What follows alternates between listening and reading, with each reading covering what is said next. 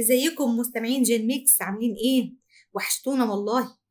النهارده الحلقه انا اللي مختاره فكرتها، فقلت التوبيك كده لبطيختي جين زي. ازيك يا بطيخ؟ ازيك يا فراوله، عامله ايه؟ الحمد لله. جين واي بس للتذكره. وقلت كده اقول لكم في موضوع الحلقه ان انا وانا في الشغل كده بلاقي الجين زي وهم جايين، يعني لو في opportunity او حاجه او vacancy فاضيه بيجوا بقى عندهم expectations وطموحات وعايزين حاجات. فما اعرفش، حسيت ان انا زمان وانا في اول شغلانه بروحها كان اتيتيودي مختلف او تفكيري في الشغلانه اني اقبلها او لا مختلف عن جين زي. فقفشت بقى في بطيخه. ايوه. يا بطيختي يا بطيختي، وقلت اسالها بقى ونعمل بقى حوار نشوف ايه الفروق وايه الحاجات الكومن بينا كجين واي وجين زي في موضوع أول فرصة شغل تجيلنا. يلا بينا يلا بينا.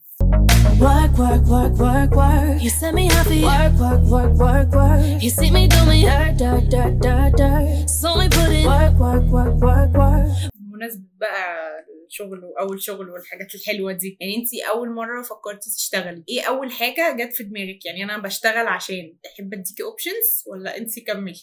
طب اديني اوبشنز. طيب يعني هقول لك مثلا الفلوس بالنسبه لنا تعني اكتر، والمحافظه على الصحه النفسيه تعني اكتر من الخبره والاكسبيرينس. انتي بالنسبه لك كان ايه؟ او جين واي كان بالنسبه لهم ايه اكتر؟ يعني انتي عايزه تقولي يا بطيخه ان انتوا لما بتختاروا شغل بيبقى عندكم عامل المادي والعامل النفسي هو ده اللي ليه الاولويه في الاختيار؟ بالظبط كده. احنا ما كانش فارق معانا اي شغلانه وخلاص. يعني انا كان كل امنيتي ان انا اشتغل في الكارير اللي انا كنت رسمه لنفسي. فجات لي في الاول فرص في حتت مختلفه، ده مثلا في بنك، في حاجات. لا ده مش ده اللي انا كنت عايزاه. بس مش هقولك ان انا قعدت وما روحتش، لا رحت الانترفيوز وجربت وحاولت وما اتقبلتش. يعني ستر ربنا، تسهيل بقى من عند ربنا. لحد لما جات لي الفرصه في مجال اللي انا كنت عايز اشتغل فيه، بس المكان ما كانش قد كده، الفلوس كانت تعتبر زيرو. يعني كنت ساعات بتكسف اروح اقبض يعني بصراحه. المشوار كان بعيد قوي، تشتغل فيه في القاره الثانيه عن القاره اللي انا فيها. ايوه في الازهر. بالظبط يعني. فالمشوار كان مرعب، الفلوس كانت قليله، المكان ما كانش سمعه فظيعه. الحاجه او الحاجتين الوحيدتين اللي خلوني اشتغل اني كنت عايزه يبقى عندي اكسبيرينس في المجال اللي بحبه، فاستحملت النيجاتيفز التانيين، وانه يبقى كنت عايزه اعمل ماسترز وكده. فدي كانت فرصه ان انا اقابل مشرفيني واساتذتي فاني اخلص يعني. فدول الحاجات، لكن لا فلوس ولا صحه نفسيه ولا مشوار ولا اي حاجه. يا بدايه مشرقه بالتفاؤل، مختلفين يعني. بالظبط. طب يعني سؤال تاني، ان شاء الله هنختلف في ده كمان، انا عارفه. طب وليه نختلف؟ ما يمكن نبقى اصحاب. لا اختلاف صحي ما تقلقيش. الشغل بالنسبه لك مكتب وبدله ولا لابتوب وقهوه؟ ايه ده بطيخه الاربعه؟ ايه ده بجد؟ والله ايه ده، احنا مش هنختلف؟ لا مش هنختلف. حلو لا ده. مش انا هاخد الاربعه. طب انا ليه اروح شغل وبدله ومن غير القهوه واللابتوب؟ ما انا هعمل ايه؟ لا انا عايزه القهوه واللابتوب. ايوه ماشي.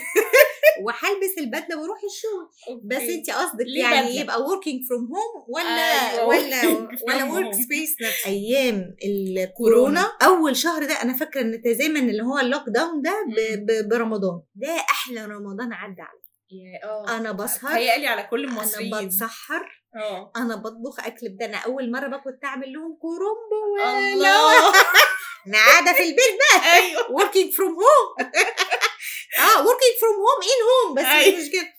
بس كان يعني هي دي الحاجه، كان احلى رمضان. بس انا عقبال ما بدات افوق من الله قعدنا انه لا يا خبر مش قادره اقعد اكتر من كده. اوكي ماشي. ما ممكن انك مش قادره تقعدي في البيت، بس انا هنا بتكلم عن فكره ان انت مش مقيده بمواعيد حضور، مواعيد انصراف. لا انا الفورمال، لبس الفورمال ده حاجه خنيقه جدا بجد.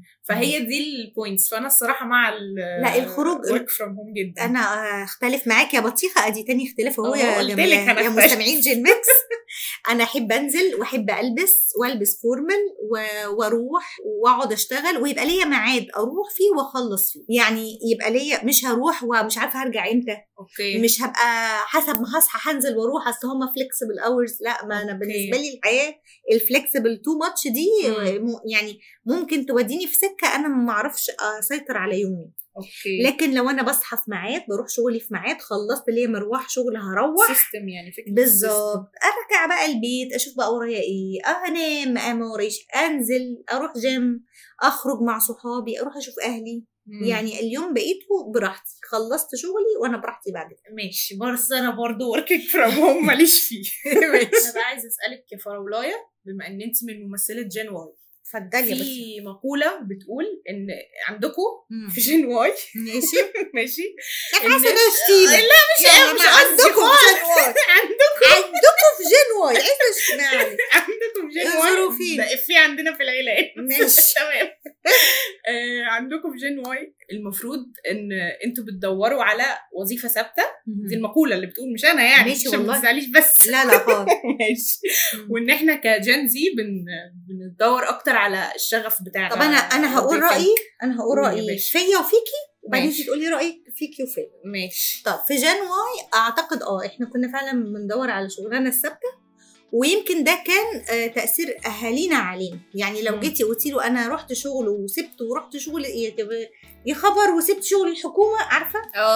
وإزاي توظفي في الحكومة الحاجات دي يعني إيه فلا إحنا إحنا كنا بندور على شغلانة ثابتة. ده تأثير البيبي بومرز والسايلنت جنريشن يا جماعة. أيوة. والحاجة بقى التانية إنه اللي كان حتى بيعمل مشروع أو كده، يعني عنده براند بيفتح حاجة، برضو كانت على ايامنا شوية عيب على فكرة. عيب؟ يعني ما كناش نبص له نظرة ان انت حد، يعني انا اسفة والله. لا بس كان شوية يبقى فيه يعني اقصد نظرتنا للناس دي دلوقتي اختلف.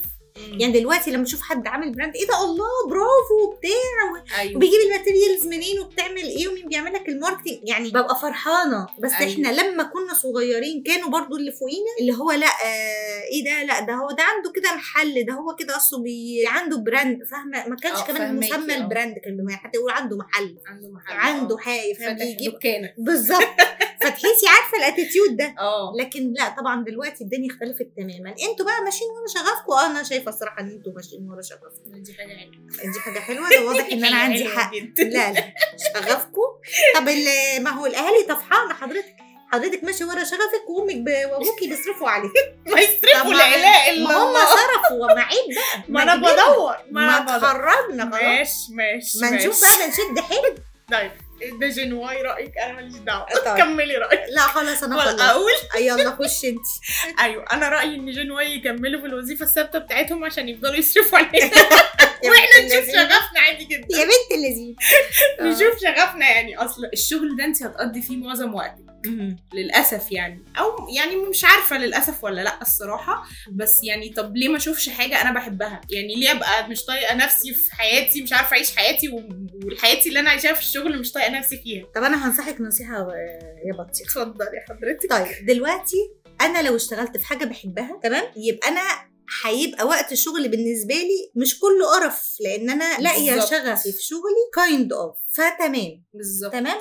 فانا شايفه ونصيحه ان ما تقبلوش شغلانه بره قوي الهدف. لو انا مضطر لظروف اقتصاديه او لاي سبب ما ان انا اشتغل الشغلانه دي، طب انا هشتغلها، بس وانا بشتغلها هقعد اسيرش ومش هبطل اني اشتغل الشغلانه اللي فيها شغفي. اوكي. يعني ما تتعارضش الحاجات مع بعضها. بالظبط. وبرده لو اضطريت لحاجه زي كده احاول ابسط نفسي فيها، يعني احاول اوصل. بالظبط. ما عرفتش اوصلها كمان حتى وهي شغل، اعملها حاجه جنب الشغل. اوكي. يعني حد بيحب الرياضه قوي، ما عرفش يطلع اثليت، ما عرفش يكمل في الرياضه، يبقى ممكن يبقى بيروح جيم ويعمل سيستم فيفضل يلعب الحاجه اللي بيحبها، فتصبروا على الشغلانه اللي هو بيشتغلها.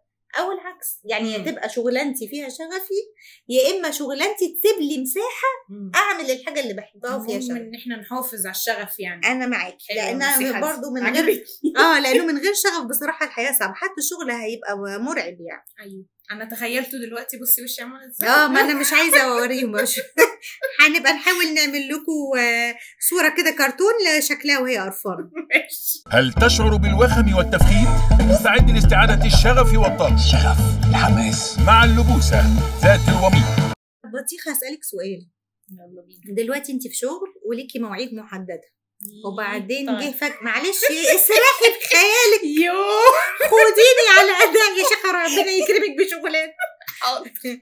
وانت في وسط الشغل اتطلب منك، هسألك في حاجتين، وانت في وسط الشغل اتطلب منك تاسك زياده، هتعمليه ولا لا؟ باي ذا واي التاسك ده مش عليه فلوس زياده، يعني هو من ضمن مهامك عادي انك تاخدي حاجه مهمه جديده، بس يعني مش هيبقى عليها اكسترا فيز او حاجه. هتعملي ايه؟ ده اول سؤال. هتقبليها ولا لا؟ هتبقي متضايقه، هتبقي مضطره؟ يعني اشرحي لي مشاعرك. الحاجه الثانيه، خلاص هتمشي وبتقفلي وفجاه يطلب منك تاسك. عارفاها دي. هتعملي ايه؟ ميتنج بقى اونلاين حاجه، هتعملي ايه برضو في ده؟ بصي هقول لك حاجه، على حسب التاسك دي سهله ولا لا. هو اصلا ليه قال انا اللي اعملها؟ يعني هل في حد تاني بيتدلع، حد تاني بيعمل الحاجات دي، ولا يعني خلاص هي جت في نصيب، طالع المدير من مكتب لاني في وشه ده نصيب. فلو الدنيا سهله ولذيذه والتاسك لذيذ، ما عنديش مشكله ان انا اعمله. بس لو انت ماشيه دي مش هعملها، انا ماشيه. انا بلم حاجتي وما برجعش في كلام، كلمتي واحده. طيب مبدئيا انا لو انا اللي طلب مني الموضوع ده هعمله في الحالتين بدون كلام. لو انا ماشيه وينفع اعمله في البيت هقول له طب انا بس هروح واعمله. لو هقعد ومثلا لو معايا العربيه وعادي هخلص وامشي تمام. لو في باص او حاجه ريليتد همشي برضه يعني. ما انا مش هتبهدل في الموضوع، ما ده كده عيب بقى. أيوة فممكن لو في اوبشن ان الحاجه دي تتكمل، او انها مش ايرجنت انها تخلص النهارده، او هفتح الموبايل واكمل وانا في الباص ادخل الميتنج او وات ايفر، هعمل ده. ولو طلب مني تاسك في النص من غير حاجه زياده، يعني طلبت مني ومن غير فلوس ولا بتاع، هعملها برضه. انطباعي عنكم ان انتوا في الحالتين مش هترضوا. يعني انا بحس ان انتوا جن زي بيبقى عايز كل حاجه قدامها مقابل، وشفتها كتير في الصغيرين اللي بيشتغلوا معايا. يعني انا عملت اللي مش عارف ايه ده، حتى ملوش فلوس. ايوه طب ما هو ده من الادمن ورك اللي احنا المفروض نعمله. ف يعني حاجتين دول صعبين. مش هسأل فلوس ومش هسأل اشمعنى انا. يعني مش هسأل كان فلان صاحبي معدي ما خدهاش ليه، ده بيرميه، ده عايز يريح نفسه. هيريح نفسه. طلب مني حاجه هقوم اعمل. سيستم برضه خلف الستار ده لا يعنيني، ومش هعرف اتاكد منه. وبالتالي خلاص يعني هخش في الهاسل دماغي، كان بدل ما اقعد افكر في ده كله هقوم اعمله وخلاص.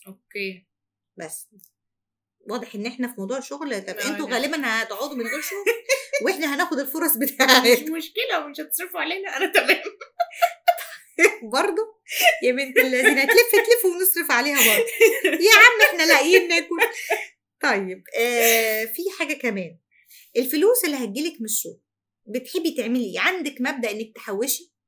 عندك مبدأ انك انا عايزه فلوس عشان هسافر، انا عايزه فلوس عشان عليا حاجات على الفيزا شارياها من امازون، عايزه فكريني اللي بتجيوني عايزه اسدها. لا انا والله عايزه الفلوس علشان اعمل مشروعي، فانا محتاج فلوس عشان اعمل شغفي في حته تانية.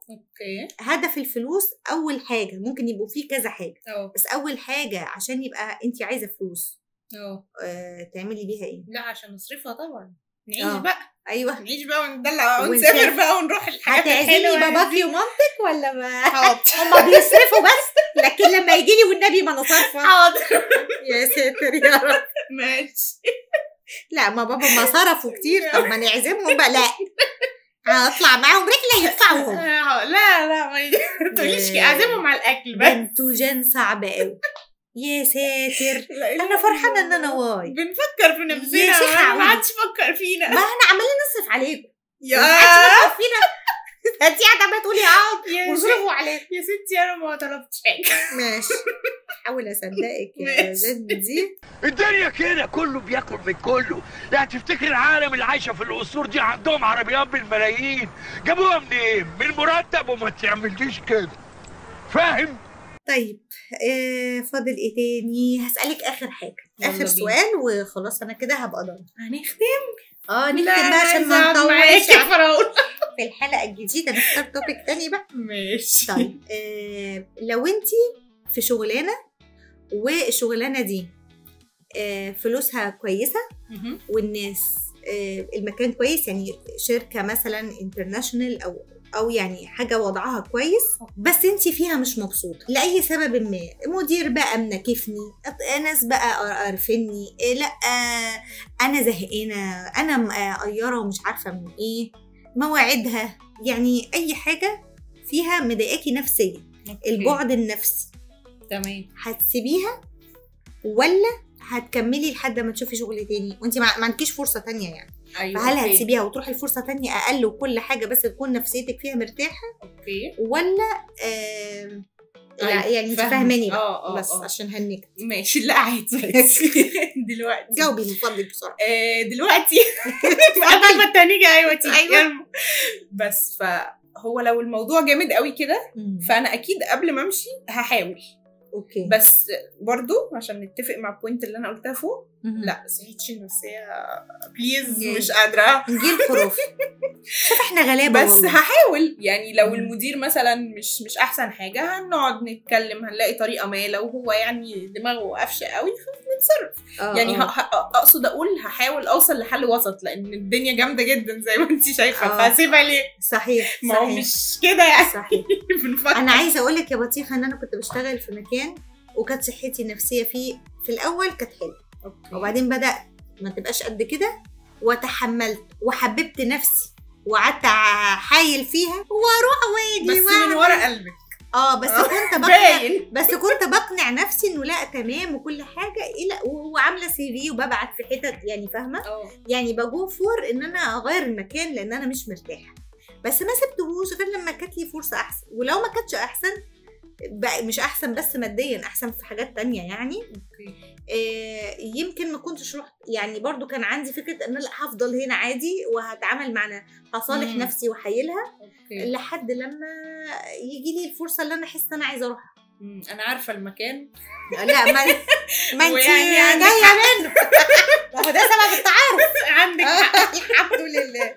عندنا هنولع في المكان بس لا مش قوي يعني. ممكن نولع في القسم بتاعي. لا والله مش الدرجه دي. لا والله مش الدرجه دي. بس اقصد الوقت يعني كنت وصلت لمرحله مش شايف حاجه جديده. طب عايزه اعمل حاجه جديده، طب اتعلم حاجه جديده بالظبط. فخفت كيرفي ينزل يعني. انا كشخص يبدا الكرياتيفيتي بتاعتي، تفكيري، طريقتي، كلامي، خفت كيرفي ينزل. فالحقوني غيروا المكان. ريفريش اكسكيوز مي. بالظبط.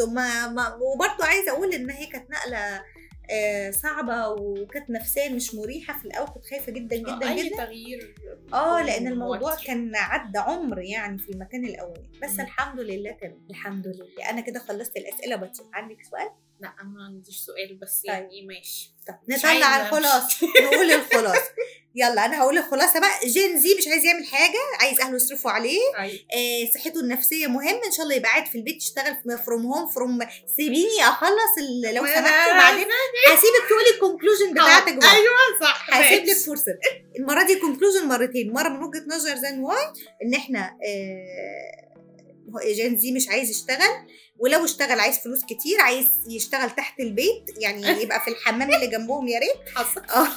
فمش عايز يروح مسافه بعيده، عايز فلوس كويسه، عايز مواعيد عمل فليكسبل، عايز مدير ابن حلال يطبطب عليه وما يقفش، مش عايز شغل زياده في الشغل.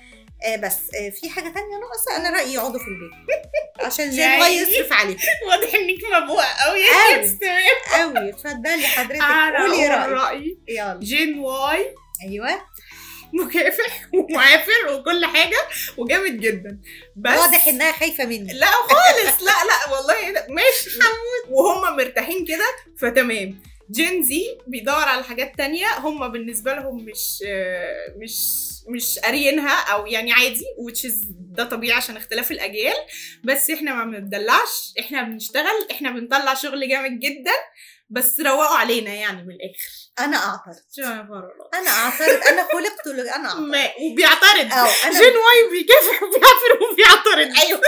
انا اعترض لسبب صغير، ان انا شايفه ان الفرق الجوهري ان احنا عندنا كونسبت ان احنا نيجي على نفسنا شوية أو نصبر حبة فربنا يفتحها علينا، أو يعني على قد ما شئنا أو تحملنا يجيلنا حاجة من حيث لا نحتسب زي ما بيقولوا.